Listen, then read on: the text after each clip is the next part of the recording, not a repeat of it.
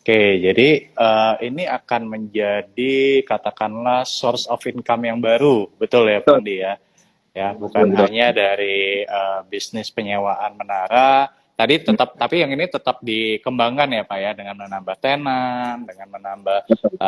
akuisisi menara juga. Tapi di sisi lain juga ada bisnis fiber optic yang dimana ini akan menjadi source of income baru ya, Pak ya, buat Mitra Tel ke depannya ya, Pak ya. Betul, Dan apalagi betul. kalau kita lihat secara balance sheet ya, ini juga saya sambil buka laporan keuangan.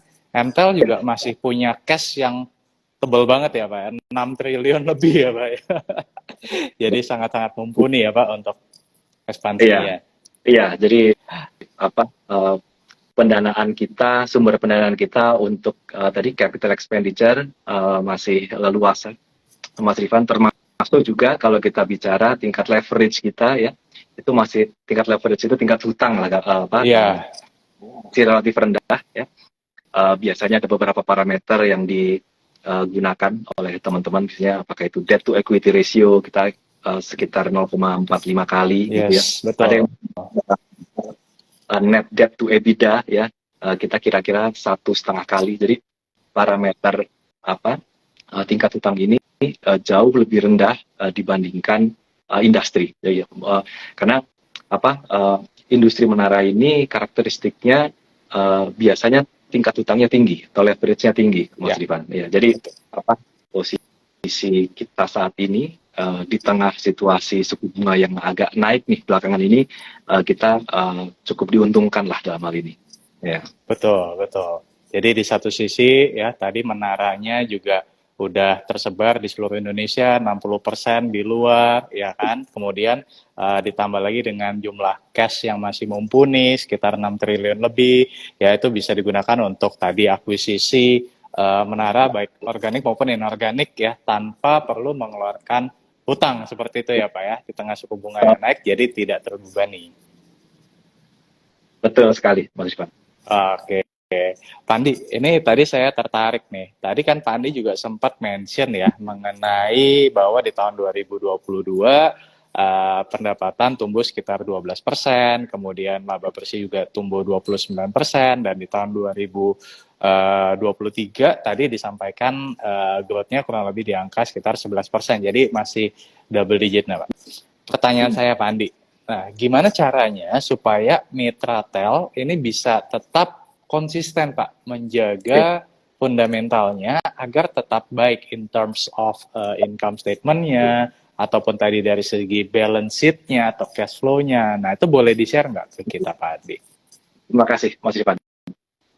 Jadi apa yang sedang kita lakukan saat ini itu kita membangun ekosistem bisnis menara ini gitu. Jadi kita tidak hanya mengembangkan tower leasing saja atau penyewaan menara saja, tapi juga ekosistemnya.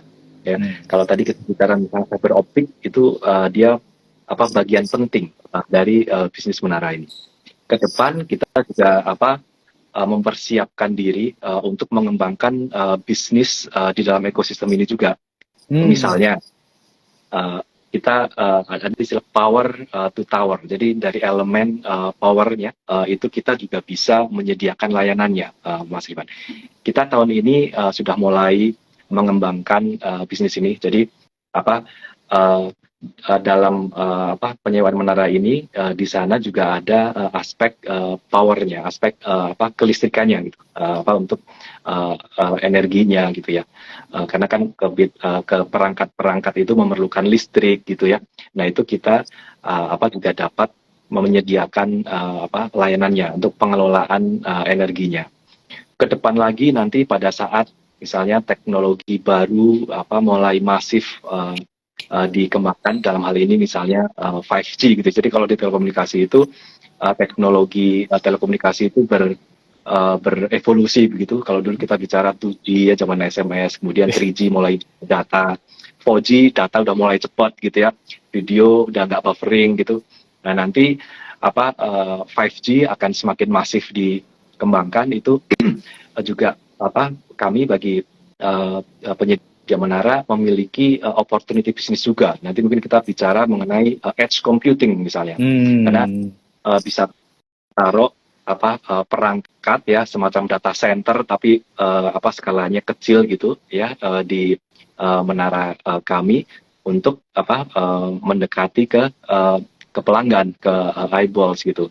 Nah, ini juga model-model bisnis ya yang kita sudah mulai persiapkan gitu sehingga dapat sustainable pertumbuhannya di masa mendatang, Mas Rifan. Wow, luar biasa. Ya, jadi akan ada banyak inovasi-inovasi baru ya, Pak. Transformasi-transformasi baru yang menarik ya dari bisnis Mitra Tel ke depannya. Jadi bukan hanya dari sisi penyewaan menara, tapi nanti akan ada bahkan tadi sampai ke edge computing ya, Pak ya. Betul, betul. Ya. Luar biasa, Pak Andi. Pak Andi, pertanyaan saya selanjutnya nih, Pak. Harapan dari kinerja Mitratel sepanjang tahun 2023 ini, kalau tadi kan sempat di-share pertumbuhan top line ya tadi ya Pak ya, top line sekitar Ya. 11% ya Pak ya. Nah, ada nggak Pak harapan-harapan lain Pak, atau mungkin target-target lain yang mungkin boleh di-share nih Pak ke teman-teman ya mengenai target atau harapan kinerja Mitratel di tahun 2023 ini Pak Andi? Setelah pendapatan tentunya kalau kita bicara mengenai laba begitu ya, kita bicara EBITDA katakan, kita juga berharap EBITDA bisa tumbuh double digit di kisaran 11%, yang artinya kami bisa mempertahankan secara keseluruhan EBITDA margin perusahaan. Nah, ini mempertahankan tingkat keuntungan ini bagi kami juga penting ya, karena pada akhirnya nanti ya ketika kita lihat hasilnya di bawah di laba bersih, inilah yang selanjutnya dibagikan kepada pemegang saham sebagai return lah dalam bentuk dividen misalnya begitu ya. Selanjutnya parameter-parameter valuasi ya itu juga sangat terkait dengan aspek earnings ini, apakah itu EBITDA atau laba bersih.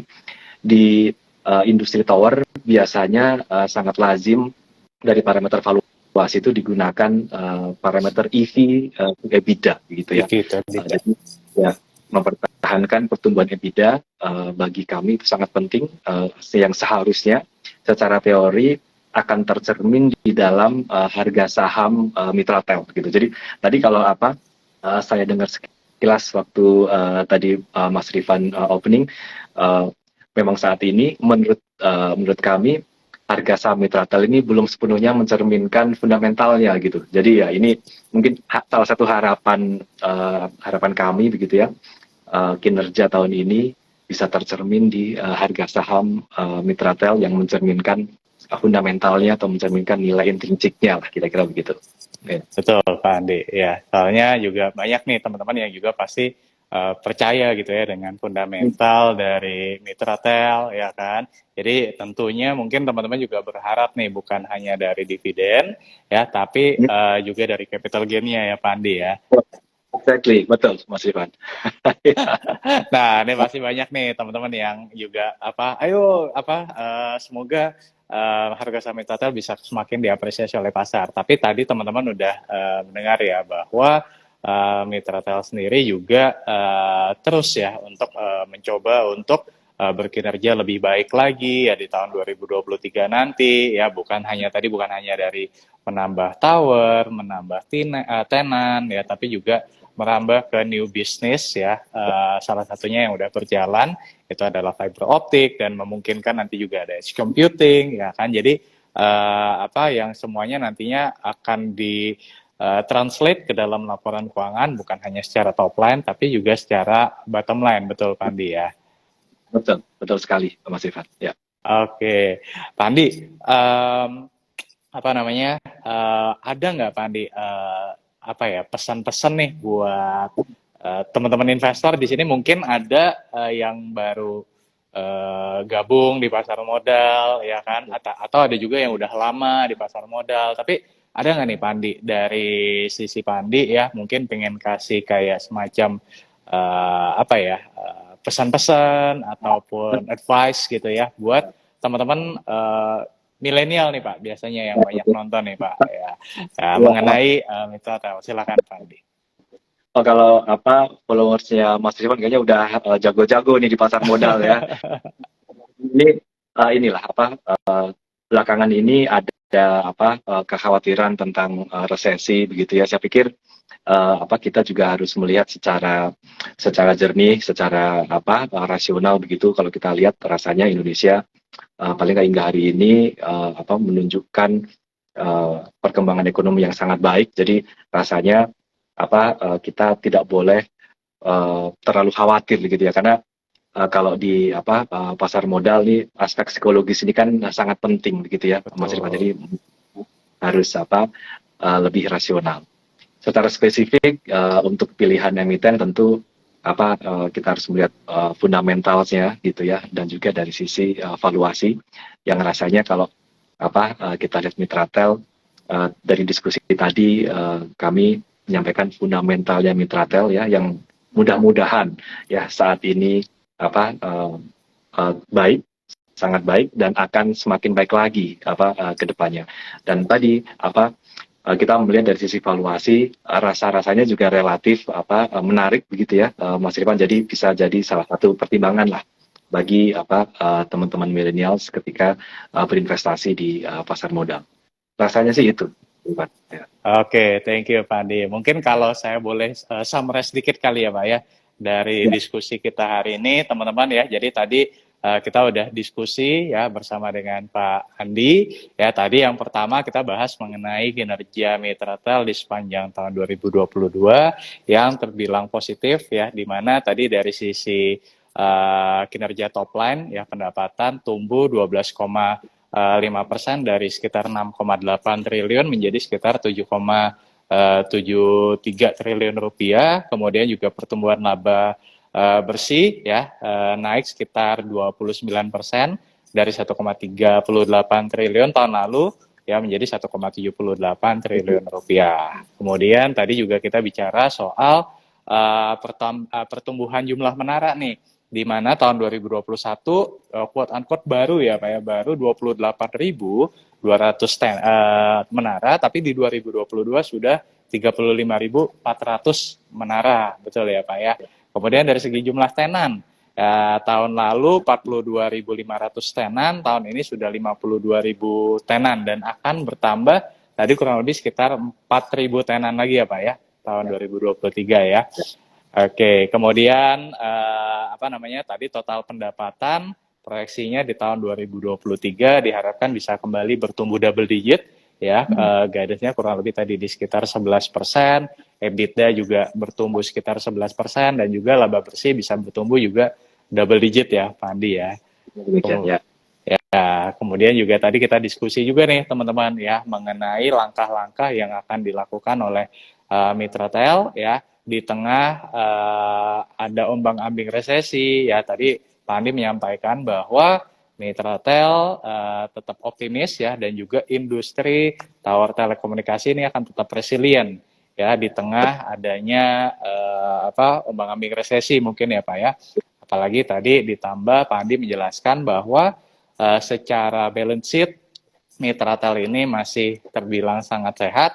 Kalau kita ukur dengan debt to equity ratio misalkan tadi baru sekitar 0,5 sampai 0,6, jadi artinya tidak terlalu terbebani dengan beban bunga. Nah ini yang bisa membuat profitabilitas itu bisa bertumbuh positif ke depannya. Kemudian tadi dari segi inisiatif ya akan ada inovasi-inovasi ya tadi Pak Andi ya. Yes. Ada bukan hanya menambah jumlah tenan, tapi juga bukan hanya menambah jumlah tenan dan tower, tapi juga akan ada bisnis-bisnis baru ya Pak Andi ya, di mana sekarang udah berjalan, ada fiber optik, kemudian ada apalagi tadi edge computing ya. Jadi banyak deh yang mungkin nanti kita bisa melihat improvement dari Mitratel ya kan. Dan dari segi valuasi ya saat ini juga masih relatif menarik ya, dan juga ditambah dengan dividen yang dibagikan secara konsisten oleh perusahaan. Mungkin ada lagi Pak Andi yang saya kurang